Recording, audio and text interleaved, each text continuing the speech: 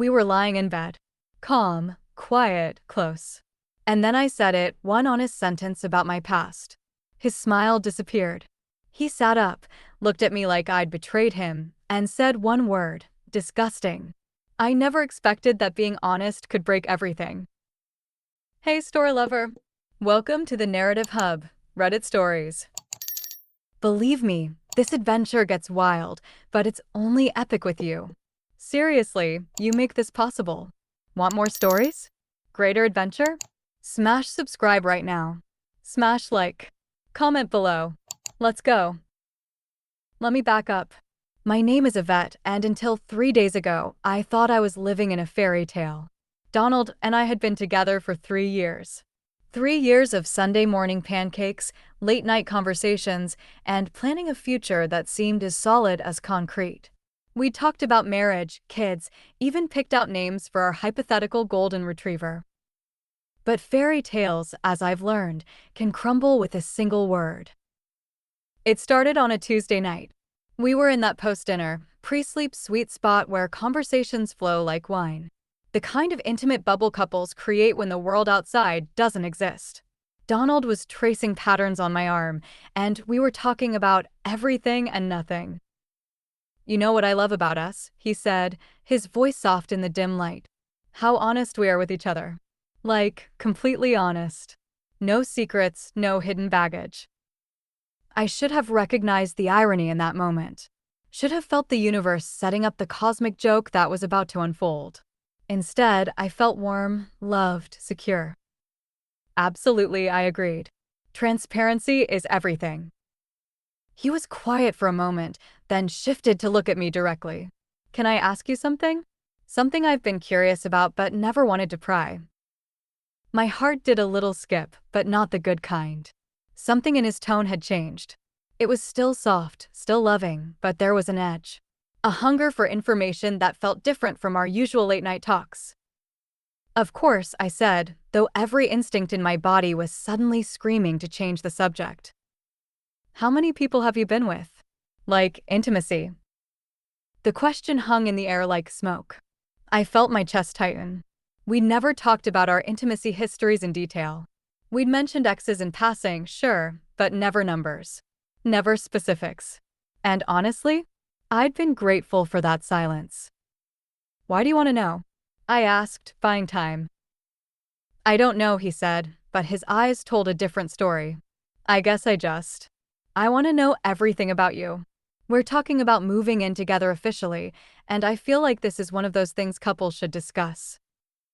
Moving in together officially. We'd been practically living together for 8 months, but he wanted to make it official. Sign a lease together. Combine our Netflix accounts. The whole 9 yards. I took a deep breath. Donald was right. If we were going to build a life together, honesty was crucial. Besides, it's not like my number was outrageous. I wasn't running some kind of underground operation. I was a normal woman in her late 20s who'd had relationships, some serious, some not. Okay, I said. But I want you to know that whatever number I say, it doesn't change who I am now or how I feel about you. He nodded, but I caught something flicker across his face. Was it excitement? Nervousness? I couldn't tell. 17, I said. The silence that followed wasn't the comfortable silence we usually shared. This was different. Heavy. Loaded. Donald went completely still, like he was processing not just the number, but the entire concept of my existence before him. 17, he repeated, and there was something in his voice I'd never heard before. Yes, I said, suddenly feeling defensive. Over the course of 12 years, since I was 18. Some were relationships, some were not. His face was changing. The soft expression I'd fallen in love with was hardening into something I didn't recognize. Something that made my stomach drop. 17 people, he said again, sitting up and pulling away from me. What the hell? Yvette. What does that mean? I asked, sitting up too. The cozy intimacy of moments before was evaporating like mist. He ran his hands through his hair, a gesture I knew meant he was stressed. But this wasn't his usual work stress or family drama stress. This was something else entirely. I just. I didn't expect it to be that high, he said. High. The word hit me like a slap. High compared to what? I don't know. Normal. What's normal, Donald? What's the acceptable number in your mind? He was quiet, staring at the ceiling. When he finally looked at me, there was something cold in his eyes. Maybe 5. Maybe 7. But 17? That's. He didn't finish the sentence, but he didn't need to. I could see the word forming on his lips. I could see the judgment crystallizing in real time. That's what? I pressed, my voice getting sharper. And then he said it. The word that would replay in my mind for days afterward. The word that would make me question everything I thought I knew about the man I loved. Disgusting. The word hit me like a physical blow. I actually flinched as if he'd raised his hand to me. In 3 years together, Donald had never spoken to me with such cold disdain. Never looked at me like I was something distasteful he'd accidentally stepped in. Disgusting, I repeated, my voice barely a whisper. He immediately seemed to realize the weight of what he'd said. His face softened slightly, but the damage was done. You can't unring that bell. Yvette, I didn't mean. No, I said, getting out of bed and grabbing my robe. You meant it. You called me disgusting because I've been with 17 people in 12 years. Disgusting. It's a lot, he said, but he wouldn't look at me. A lot for who? A lot for your fragile male ego? A lot for your Madonna whore complex. Don't psychoanalyze me, he snapped. This isn't about ego or complexes. It's about values. Values. Another word that felt like a weapon. What values exactly? The value that says a woman's worth is inversely proportional to her intimacy experience. That's not what I'm saying. Then what are you saying, Donald? Explain to me how my intimacy history, which happened entirely before I met you, makes me disgusting. He was quiet for a long moment, and I could see him struggling. Part of me wanted to help him, to smooth this over, to find a way back to the warmth we'd shared just minutes before. But a larger part of me was furious, hurt, and honestly, disgusted right back at him. I just thought. He started, then stopped. I guess I thought you were different. Different. From who? From what? From the imaginary virgin he'd apparently been dating in his mind? Different how? More selective. Selective. As if my 17 partners represented some kind of moral failing rather than a dozen years of living, learning, and experiencing human connection. I was selective, I said. I selected people I was attracted to, people I cared about, people who made me feel good about myself. I selected experiences that taught me things about what I wanted and didn't want. I selected a path that led me to you. But even as I said it, I was starting to wonder if that path had been a mistake. The fight that followed was unlike anything we'd ever had. It wasn't about dishes or money or whose turn it was to call the landlord. It was about fundamental differences in how we viewed sexuality, relationships, and each other. Donald tried to backtrack, to soften his initial reaction, but every apology felt hollow. How do you apologize for finding someone's entire intimacy history morally repugnant? How do you walk back the word disgusting when it's been applied to something so personal? I need some air, he finally said, grabbing his keys. Where are you going? I don't know. Just out. I need to think. He left me standing in our bedroom at midnight, wrapped in a robe, feeling like a stranger in my own skin. The apartment we'd been planning to officially share suddenly felt like a museum of a relationship that might already be over. I didn't sleep that night. Instead, I lay in bed replaying every moment of our conversation, analyzing every word, every facial expression. Had there been signs? Had Donald always harbored these judgmental views, or was this a genuine shock to his system? I thought about my 17 partners. There was Jake from college, my first serious relationship. Maria from that semester abroad, my only experience with a woman, beautiful and brief. There was the rebound guy after Jake, whose name I honestly couldn't remember. The coworker who became a friend with benefits for 6 months. The guy I met at my sister's wedding who turned into a 2-year relationship that ended when he moved across the country. Each experience had taught me something. About myself, about what I wanted, about how to communicate in intimate situations.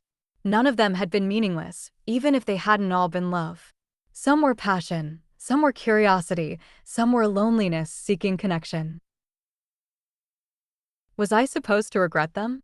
Was I supposed to feel ashamed of the journey that had led me to become the woman Donald claimed to love? By morning, I was angrier than I'd been the night before. The hurt was still there, sharp and present, but it was now wrapped in righteous indignation. Who was he to judge my past? Who was he to make me feel dirty about experiences that had shaped me into the person he'd fallen in love with? Donald came back around 10 a.m., looking like he hadn't slept either. He was carrying coffee and pastries from our favorite bakery, a peace offering that felt both sweet and insufficient. "We need to talk," he said. "Yes, we do." We sat at the Kit Miles table, the same table where we'd planned vacations and discussed our dreams. Now it felt like a negotiation table in a failing treaty discussion. "I've been thinking all night," Donald began. "And I owe you an apology. The way I reacted was wrong. Calling you disgusting was cruel and unfair." I waited for the but. There's always a but. But, he continued, and there it was, I can't pretend this doesn't affect how I see things. How you see things, or how you see me? Both, I guess. The honesty was brutal, but I appreciated it more than false reassurances. "What does that mean for us?" I asked. "I don't know," he said, and at least he wasn't lying. "I love you, Yvette. That hasn't changed. But I'm struggling with this information." Struggling with what exactly? The fact that I had a life before you? That I learned what I liked and didn't like through experience rather than theory. It's not that simple. Isn't it? You're judging me for my past intimacy experiences. You're making me feel ashamed of experiences that happened before I even knew you existed. How is that not simple? We went in circles for hours. Donald would express his discomfort.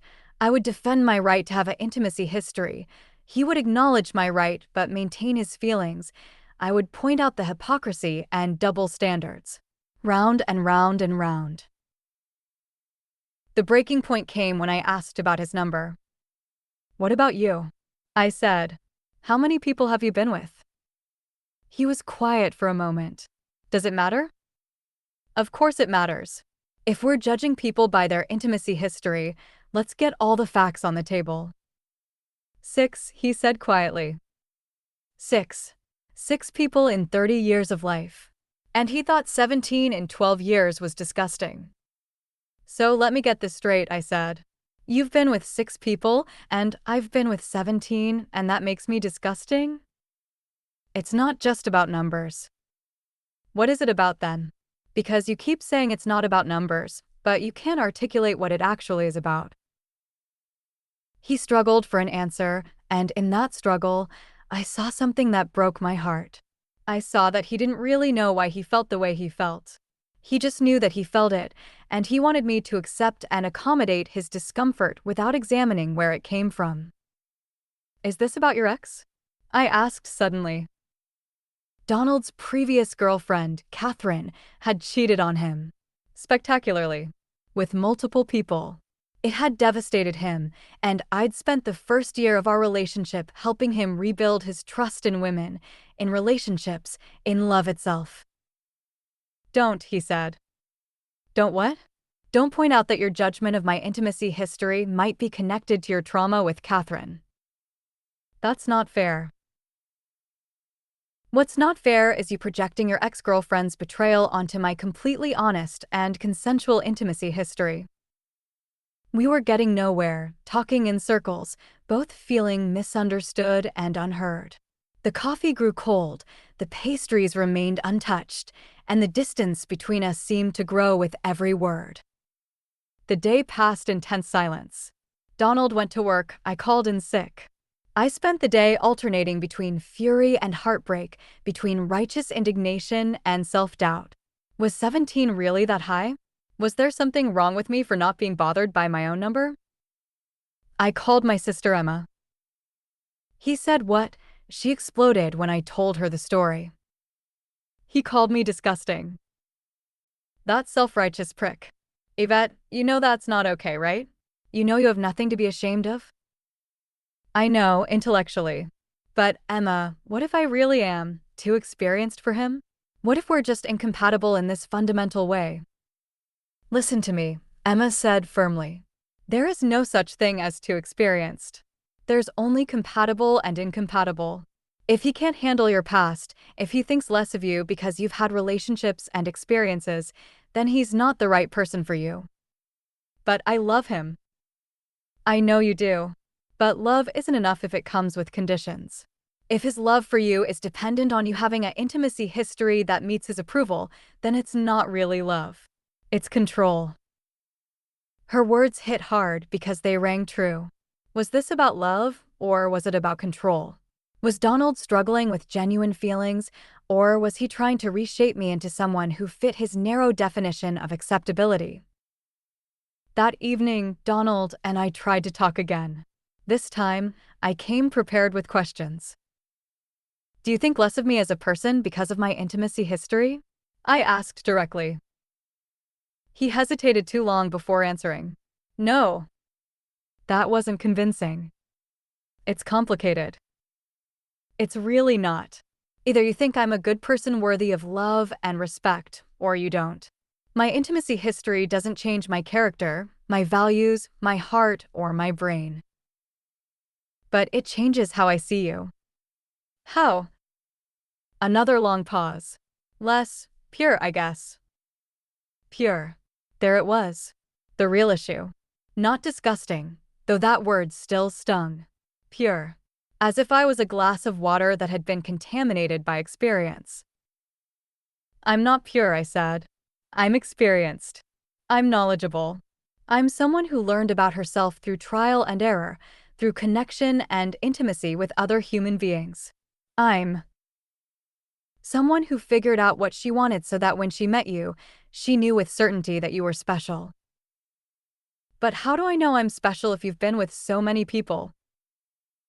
The question revealed so much about his insecurity, his need to be not just loved, but to be the only one ever loved.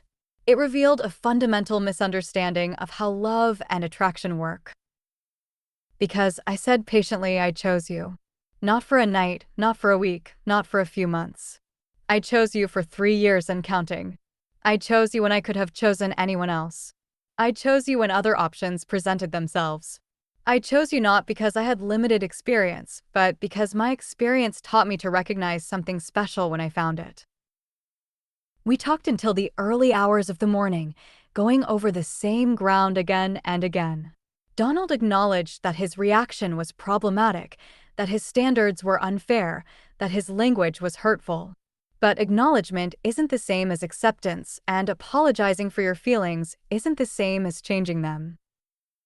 By Thursday morning, we were both exhausted. Emotionally, physically, mentally drained from trying to bridge a gap that might be unbridgeable. I think we need some space, Donald said over breakfast. Space to what? Space to figure out if we can get past this. You mean space for you to figure out if you can get past this? I don't have anything to get past. I'm not the one with the problem. Maybe that's part of the problem, he said quietly. You don't seem to understand why this is difficult for me. You're right, I said. I don't understand why my intimacy history is difficult for you. I don't understand why experiences I had before I met you affect how you feel about me now. I don't understand why you think my past relationships diminish our current relationship. Because they do, he said, finally giving me the truth I'd been pushing for. Every time I think about you with someone else, every time I imagine you being intimate with 17 other people, it makes me feel sick. There it was. The ugly, honest truth. Not disgusting, sick. My past made him physically ill. That's your issue to work through, I said. Not mine to fix by feeling ashamed. I know that. That's why I need space. Space. The relationship death knell disguised as a solution. But maybe he was right. Maybe we both needed time to figure out if this was something we could overcome or if it was the end of our story. Donald packed a bag and went to stay with his brother. I was alone in the apartment that suddenly felt too big and too small at the same time. Too big because his absence left echoing voids, too small because it felt like the walls were closing in with the weight of our unresolved conflict. I spent the weekend alternating between missing him desperately and being furious at him for making me feel bad about myself. I missed his laugh, his terrible jokes, the way he made perfect pancakes on Sunday mornings. But I was angry that he'd poisoned those memories with judgment, that he'd made me question whether he'd ever really accepted me for who I was. On Sunday night, I made a list. A literal pros and cons list about our relationship, about whether this was something worth fighting for or something I needed to let go. Pros. 3 years of love, laughter, and genuine connection, shared values except, apparently, about sexual autonomy, common goals for the future, great communication. Until now, physical compatibility. He makes me laugh. He supports my career. He's kind to my family. We share the same taste in movies and books. He's my best friend. Cons. He called me disgusting. He thinks my intimacy experience makes me less pure. He's letting his ex-girlfriend's betrayal color his view of me. He can't separate my past from our present. He's making me feel ashamed of experiences that shaped me. He might never get past this. The trust between us is broken. I'm starting to see him differently too. The list was depressingly even. For every reason to fight for us, there was a reason to let go. For every beautiful memory, there was a new source of doubt. Monday came and went without contact. Tuesday too. By Wednesday, I was starting to accept that this might really be over. That 3 years of love and planning and dreaming might crumble because of 17 people I'd been with before I'd even met him. On Thursday evening, exactly a week after the conversation that started it all, Donald texted me. "Can we talk?" I stared at the message for 20 minutes before responding. "Okay. Can I come over?" "Yes." He arrived with flowers, not the elaborate arrangement you give someone you're trying to woo, but the simple bouquet you give someone you owe an apology. Daisies and baby's breath, sweet and humble. We sat on the couch, the same couch where we'd watched countless movies, where we'd made out like teenagers, where we'd planned our future. Now it felt like neutral territory in a war zone. "I've been thinking," he said. "A lot." I waited. I talked to my therapist. I was surprised. Donald had done therapy after Catherine, but I didn't know he was still going. I told her everything. About our fight, about what I said, about how I've been feeling. And she helped me see some things I didn't want to see. Like what? Like the fact that I've been holding you responsible for Catherine's betrayal. Like the fact that I've been judging you by standards I don't apply to myself or to men in general. Like the fact that calling you disgusting was not only cruel, but also completely inaccurate. It was a good start, but I needed more than acknowledgement. I needed to know if he could actually change how he felt, not just how he expressed those feelings. "What else?" I prompted. She asked me why your number bothered me so much.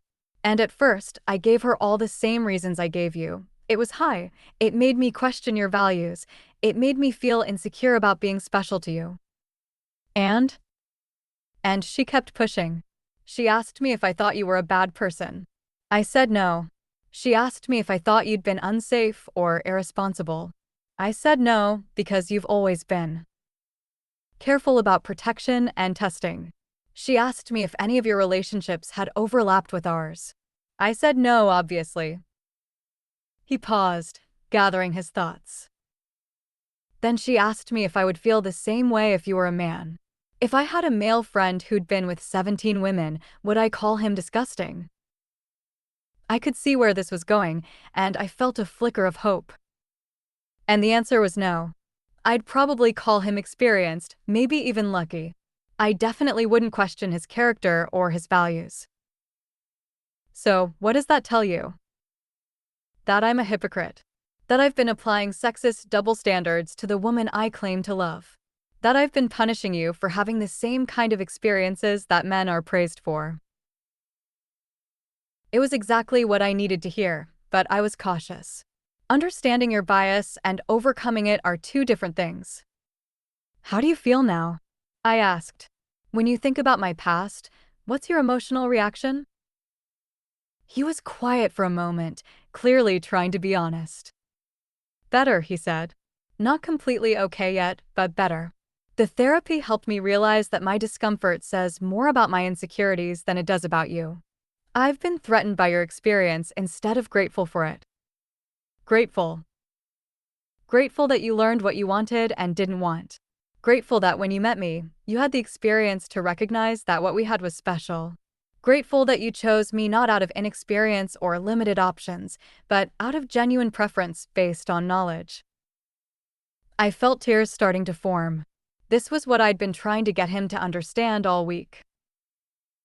Yvette, he continued, I'm sorry. I'm sorry for calling you disgusting. I'm sorry for making you feel ashamed of your past. I'm sorry for letting my own baggage poison something beautiful between us. Thank you, I said, because an apology that specific and that genuine deserved acknowledgement.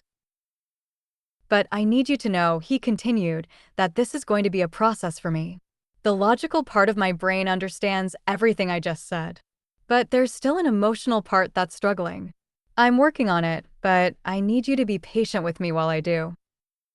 This was the crossroads.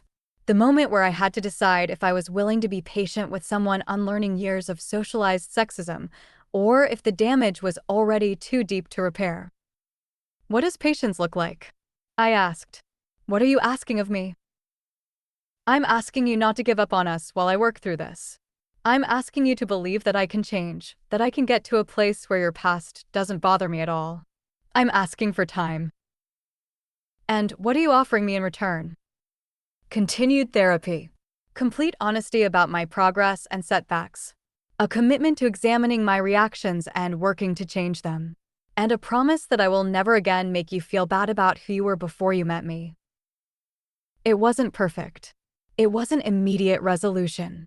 But it was something I could work with. Okay, I said. But I need some things from you. Anything. First, if you're struggling with intrusive thoughts or feelings about my past, you talk to your therapist about them, not me. I'm not your emotional punching bag for your insecurities. He nodded. Second, you need to actively work on seeing my experience as a positive thing. Not just neutral, not just acceptable, but actually positive. I learned things that make me a better partner to you. I can do that. Third, if you ever make me feel ashamed of my sexuality again, we're done. No second chances, no therapy, no working through it. Done. Understood. And fourth, you need to examine your other beliefs about women and sexuality. This can't be an isolated revelation. If you have these biases about intimacy experience, what other sexist beliefs are you carrying around? He looked uncomfortable, but he nodded. You're right. I'll work on it. We talked for 3 more hours that night, not rehashing the same arguments, but actually making progress. Donald shared more about his therapy session, about the work he was planning to do. I shared more about how his reaction had affected me, how it had made me question not just our relationship, but my own self-worth.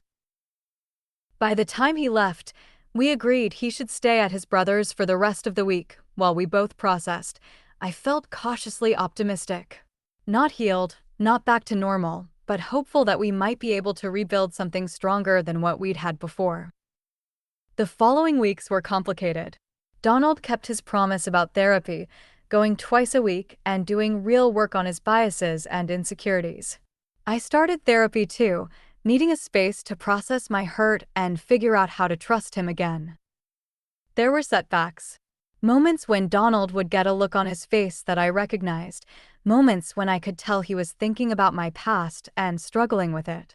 But true to his word, he didn't make those moments my problem. He would excuse himself, call his therapist, journal about it, work through it without making me feel guilty for triggering his discomfort. Slowly, things began to improve. Donald started talking about my past relationships differently, not as threats to our relationship, but as experiences that had shaped me into someone he loved. He started asking questions about what I'd learned, what had been important to me, what had prepared me for our relationship. It wasn't immediate and it wasn't easy. There were conversations where I had to call out subtle judgments, moments where he had to check himself. But he was doing the work, and I could see him changing. The real test came 2 months later when we were at a party and ran into Alex, one of my ex-boyfriends. In the past, Donald had been cordial but distant with my exes. This time was different. "Yvette's told me a lot about you," Donald said to Alex, and I held my breath waiting for the subtext, the passive-aggressive dig. "All good things, I hope," Alex replied. "Definitely. She said you taught her a lot about communication in relationships. That's something I've benefited from." I almost cried right there at the party. Donald wasn't just tolerating my past, he was seeing it as something that had made me a better partner to him. Later that night, as we were getting ready for bed, I brought it up. "That thing you said to Alex tonight. About communication? It's true. You told me once that he was the first person who taught you how to fight fairly, how to disagree without attacking. I use those skills with you every day. So you really see my past relationships as beneficial to our relationship?" "I'm starting to," he said. "My therapist asked me to make a list of all the things I love about you and then think about how you developed those qualities. A lot of them came from your experiences with other people." It was a revelation, a complete shift from where we'd started. "How do you feel now?" I asked. "When you think about my number, what happens in your brain?" He considered the question seriously. "Honestly, sometimes there's still a little ping of something. Not disgust anymore, but maybe a tiny bit of insecurity. But now instead of letting that feeling control me, I remind myself of everything those experiences gave you that benefits us. And the feeling passes." We've been back together officially for 4 months now and living together again for 2. It's not the same relationship we had before, it's better. We're more honest with each other, more aware of our biases and triggers. Donald continues therapy, working on not just this issue, but on other areas where his conditioning might be affecting our relationship.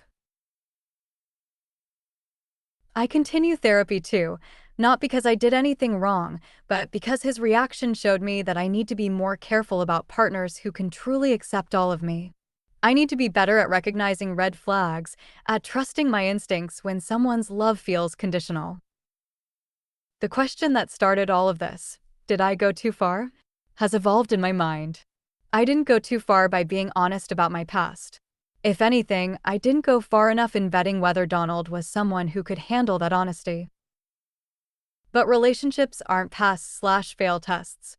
They're ongoing negotiations between imperfect people trying to love each other despite their flaws and baggage. Donald had some ugly biases, but he was willing to confront them and change them. That willingness to grow, to be uncomfortable in service of becoming better, is what saved us. Would I recommend this path to everyone? Honestly, I'm not sure. There are probably people who would have walked away the moment he said disgusting, and I wouldn't blame them. There are probably situations where the biases run too deep, where the person isn't truly willing to change, where the damage can't be repaired. But for us, in this specific situation, with this specific person who is genuinely committed to growth, it worked. Donald learned that his double standards were hurting someone he loved. I learned that I deserve a partner who celebrates my whole self, including my past. The conversation we had that Tuesday night could have ended us. In many ways, it should have ended us. But instead, it became the beginning of a more honest, more equal partnership. I still think about that word sometimes, disgusting. It still hurts when I remember the look on his face when he said it. But it's also become a reminder of how far we've both come, how much we've both grown.